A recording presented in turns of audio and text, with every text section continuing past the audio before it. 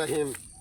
হায়রে সোনার সংসার, হায়রে সোনার ফসল, এত কষ্ট, ইয়া বিধাতা, এত কষ্ট আমাদের কেমন করে দিলে, আর কিভাবে ধৈর্য ধরবো। দেখেন ভাই, এই গোটাটা মাঠ কি অবস্থা, আজকে মাঠের পরিস্থিতি দেখেন, শুধু পানিতে থই থই। আর হওয়া ফসল কয়েকদিনের মধ্যে মাঠ থেকে ঘরে তুলবো।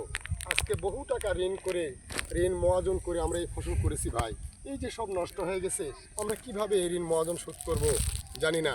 তবে পাওনাদার কখনোই পাওনা ছাড়বে না। ব্যাংকে ঋণ করেছি, দোকানে ঋণ করেছি, অন্য জায়গায় ঋণ করেছি করে ভাই আমরা ফসল করেছি, সেই ফসল আজকে ডুবে গেল। আমরা কি করব ভাই, কোত্থেকে দিব, কিভাবে দিব জানি না। এক মহান আল্লাহ পাক ছাড়া কেউ বলতে পারবে না।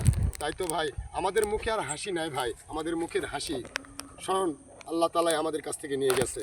জানি না কি অপরাধে আমাদের এই কষ্ট, তবে হয়তো আল্লাহ আবার মুখ তুলে চাইলে হয়তো পারি। তবে জানি না যে কতদিন এই কষ্ট আমাদেরকে সহ্য করতে হবে। বিশেষ করে আকাশের দুর্যোগে আমাদের ভাই সম্পূর্ণ শেষ হয়ে যায়। তাই আমরা ভাই কষ্ট সারা জীবনই করে গেলাম, কষ্টের মজুর আমাদেরকে কেউ দিল না।